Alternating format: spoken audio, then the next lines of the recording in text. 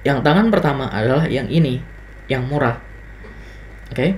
Lihat semua produk yang mirip itu harganya di atas dari 34.000. Jadi nggak ada yang di bawahnya.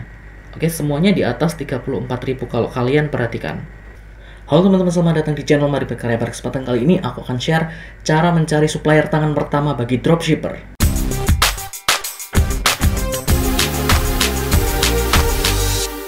Jadi sebagai dropshipper kita itu harus mencari supplier yang bagus, yang berkualitas, yang terbaik. Karena itu kita ingin mencari supplier yang tangan pertama, di mana supplier tersebutlah yang membuat produknya, yang memproduksi produknya secara langsung. Jadi tidak ada tangan ke satu, kedua, ketiga, dan sebagainya. Tapi dialah orang yang membuat produknya atau memproduksi produknya, dan kita adalah orang pertama yang menjualnya.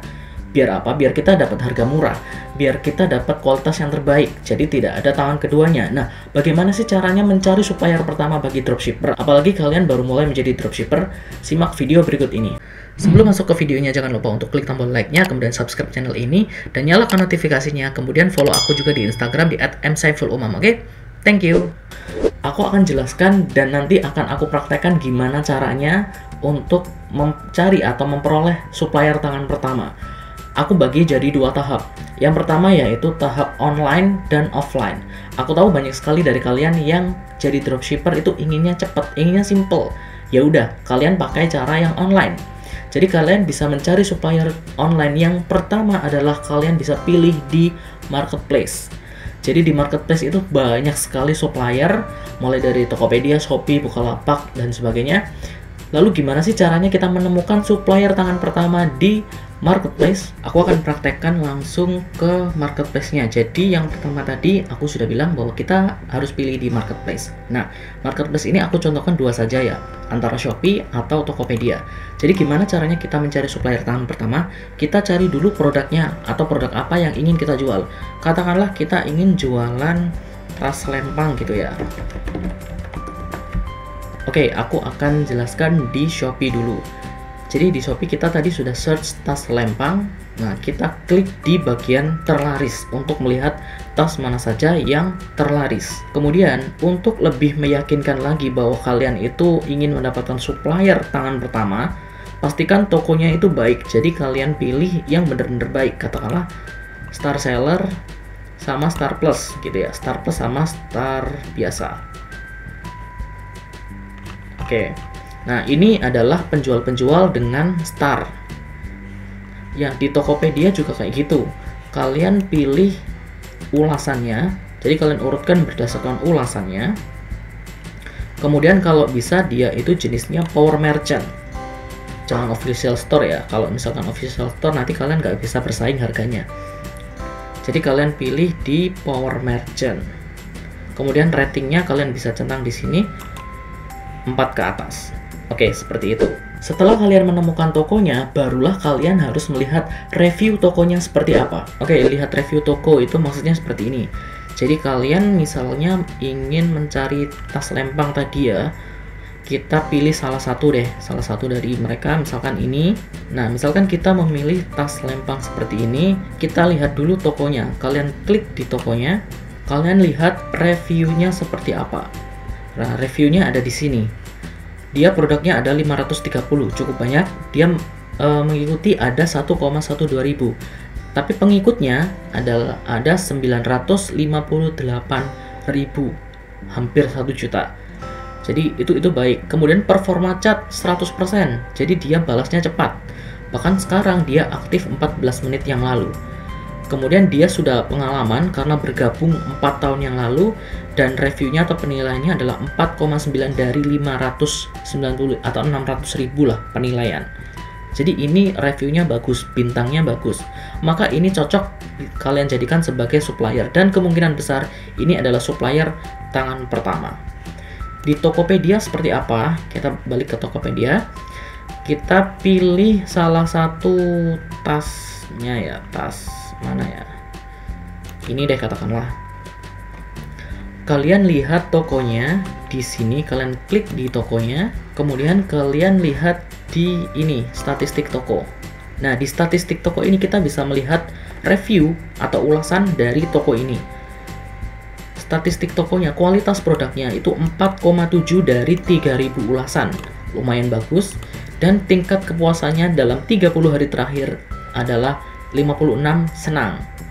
Maka ini bisa jadi dia produknya baik atau tokonya baik, dan kecepatan prosesnya dia sangat cepat di 30 hari terakhir. Ini yang paling dibutuhkan. Kemudian followernya segini, produknya segini, etalasenya segini, dan sebagainya. Dan ulasannya ini bagus, jadi ini kemungkinan besar cocok untuk menjadi supplier tangan pertama bagi kalian. Kemudian kalau bisa kalian pilih toko yang menggunakan harga grosir atau bisa grosir. Ya, harga grosir.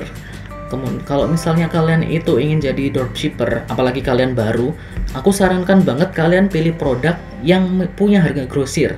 Jadi contohnya seperti ini adalah produk yang memiliki harga grosir. Jadi harga grosirnya ini, sebentar, ini.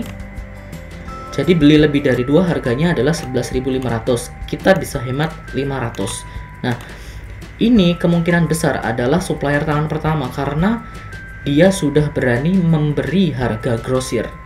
Dibandingkan dengan toko-toko lain biasanya nggak berani untuk memberikan harga grosir.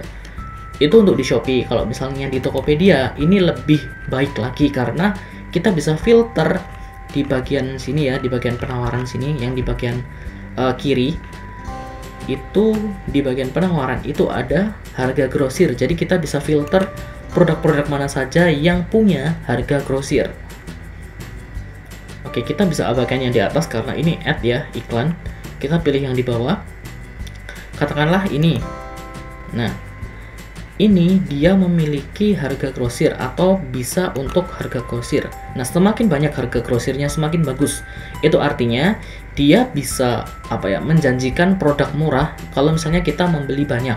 Lalu apa sih untungnya kita sebagai dropshipper? Kita kan nanti kemungkinan nggak beli banyak karena kita belinya sesuai pesanan customer. Nah, harga grosir ini sebenarnya nggak ada untungnya secara langsung, tapi ini cukup untuk memastikan bahwa supplier ini atau toko ini itu kemungkinan besar adalah supplier dengan tangan pertama karena dia bisa atau berani memberikan harga grosir seperti itu. Kemudian kalian lihat kecepatan chat dan pengirimannya. Salah satu caranya adalah kalian coba chat dia, balasnya itu berapa cepat atau seberapa cepat. Dan kalian coba beli satu produk, lihat gimana pengirimannya atau waktu mereka mengirim produknya, waktu mereka memproses pesanannya, apa cepat diproses atau enggak.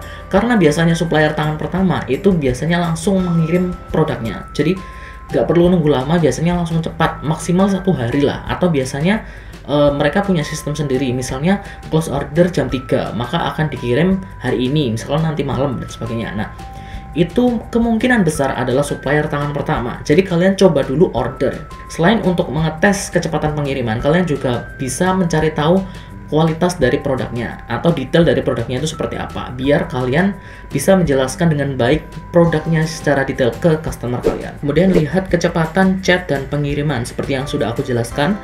Kalau misalnya kita itu pilih lagi ya produknya ya, kita lihat di tokonya. Oh, ini toko yang sama kayak tadi. Kita lihat kecepatan chatnya atau performa chatnya. Kalau misalkan kecepatan chatnya itu at least di atas 80% lah, 80% ke atas, aku sarankan sih di atas 90% ya. Di atas itu, bahkan ini sampai 100%, itu kemungkinan besar mereka itu supplier tangan pertama dan supplier yang baik. Karena mereka bisa menjawab chat dengan cepat. Karena kalau misalnya mereka itu katakanlah dropshipper juga, atau reseller katakanlah, mereka pasti akan tanya dulu ke supplier utamanya tentang produknya. Misalnya nih, aku tanya tentang detail produknya seperti apa. Dia itu akan menjawabnya biasanya akan cukup lama karena dia harus menanyakan dulu ke supplier aslinya. Tapi kalau supplier tangan pertama, otomatis dia tahu dong detail produknya seperti apa, makanya dia akan menjawab chat dengan cepat. Begitu juga dengan di Tokopedia, sama, kalian bisa lihat di bagian ini. Nah, di sini itu ada tulisannya dibalas plus minus atau kurang lebih 1 menit. Jadi ini bagus, kurang lebih dibalasnya 1 menit. Jadi kecepatan chatnya cepat. Untuk kecepatan pengiriman di sini di Tokopedia sudah dijelaskan. Kalau di Shopee mungkin belum dijelaskan ya. Kalau di Tokopedia sudah dijelaskan. Nah, untuk lebih meyakinkan lagi, kalian beli satu produk dulu, satu produk sampel lah contoh, atau produk yang kalian inginkan. Produk apa yang ingin kalian jual, kalian beli dulu. Kemudian kalian juga harus bandingkan harga. Kemudian kalian bisa bandingkan harga. Oke, bandingkan harga itu seperti ini. Kalau misalnya kita sudah tahu nih produk apa yang ingin kita jual, katakanlah ini ya di Shopee, katakanlah tas ready, tas lem wanita fashion rantai transparan kayak gitu ya. Ini mungkin agak terlalu umum sih namanya. Kita cari nama yang khusus ya. Nah, saranku kalian cari juga produk yang dengan nama khusus, jadi bukan nama umum.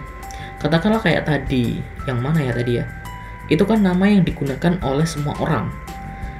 Contohnya ini deh, tas jelly rubber. Nah, tas jelly rubber duck. Ini harganya adalah 34.000. Oke, kalian kalau misalnya ingin mengetahui apakah dia dropship tangan pertama atau tidak, kalian kopikan namanya, kalian ketikkan lagi di sini. Kita cari produk yang sejenis. Kalau misalkan ini nggak ada, kita hapus saja. Oke, tadi produknya ini ya. Ini harganya adalah 34.000. Kita cari produk yang sama. Oh, ini 49.000. Masih murah yang ini kan.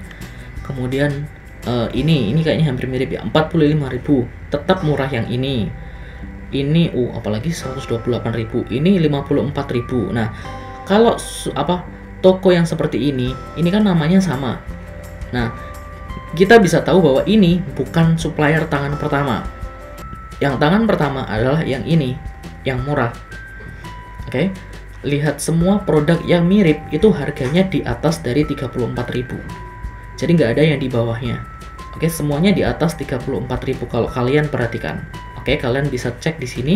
Nah, otomatis berarti kalian sudah benar memilih supplier, dan kemungkinan besar itu adalah supplier tangan pertama karena itu tas atau produk yang paling murah. Kalau misalkan tuh, ini kok ada 34.000 juga. Ini produknya beda, bos. Jadi kalian harus perhatikan juga produknya seperti apa. Oke. Kalau di Tokopedia juga sama. Kalau misalnya ini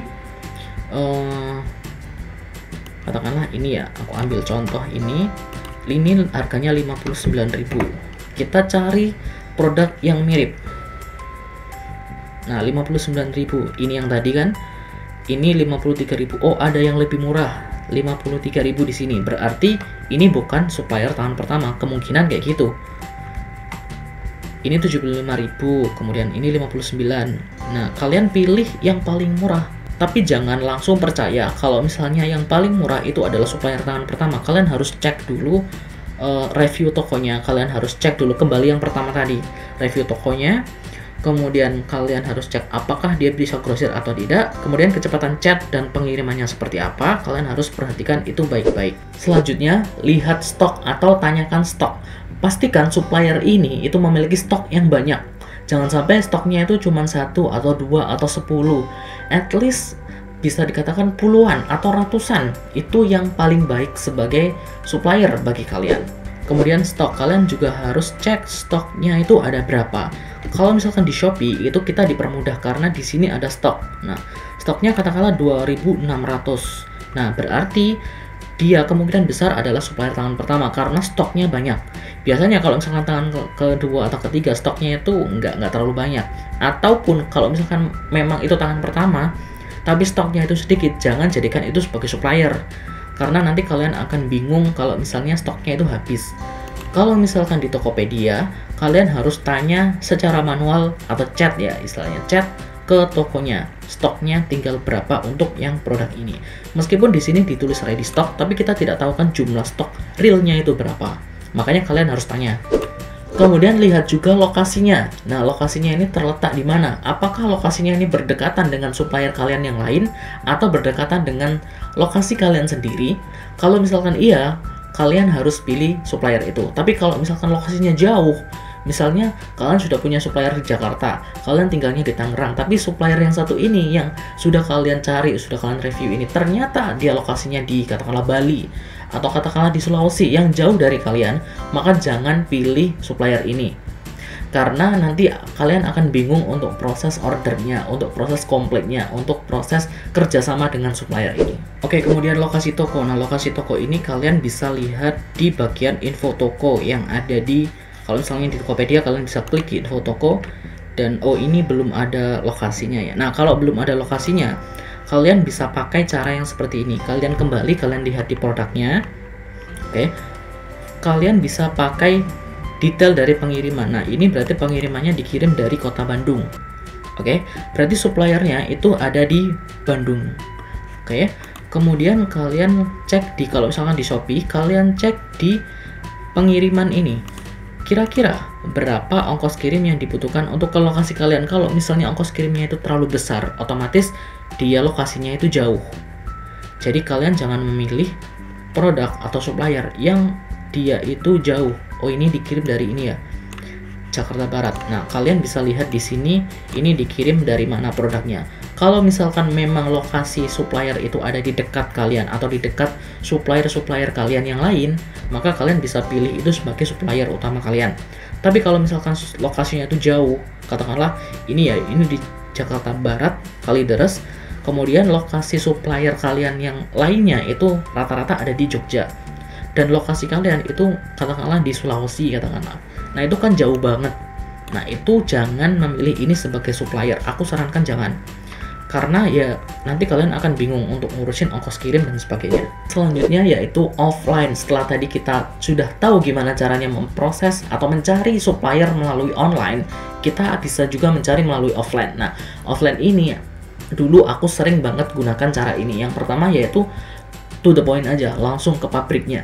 Jadi kalau misalnya kalian sudah tahu nih, kalian ingin jualan apa, misalkan jualan keripik atau jualan apa, kalian langsung datang ke pabriknya yang membuat produknya.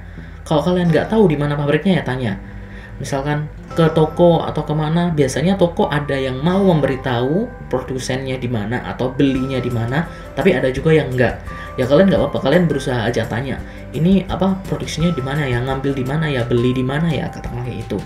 Aku mau beli banyak, aku mau usaha, aku mau membuka usaha sendiri, katakanlah kayak gitu. Memang ada toko yang baik, ada toko yang enggak. Jadi kalian nggak bisa sama ratakan semua toko. Tapi kalau misalnya kalian memang tahu atau pernah melihat lokasi pembuatan produk tersebut, entah itu baju, entah itu apa, kalian langsung samperin ke pabriknya, tanya ke siapapun yang ada di sana, gimana kalau misalnya aku ingin menjadi penjual untuk produk ini, katakanlah kayak gitu. Bisa dihubungkan dengan siapa atau syaratnya seperti apa saja. Biasanya sih ada minimal pesanan, tapi kalau misalnya kalian dropship, ya katakanlah apakah aku bisa dropship, apakah aku bisa promosi dulu baru nanti aku ngambil barangnya di sini, katakanlah kayak gitu.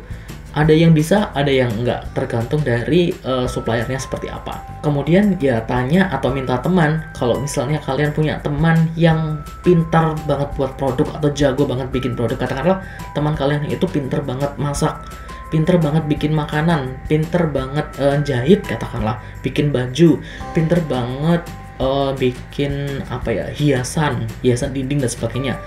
Kalau misalkan teman kalian itu pinter membuat tapi tidak bisa marketing, kalian bisa minta dia untuk membuatkan produk atau sampel produk untuk kalian jual. Oke, jadi kalian nggak perlu beli dulu, kalian minta mereka untuk membuat sesuatu berdasarkan keahlian mereka, berdasarkan kebisaan mereka, baru kalian jualin produk itu. Semoga informasi tadi bisa bermanfaat bagi kalian dan kalian bisa cepat menemukan supplier yang bagus, yang cocok buat kalian.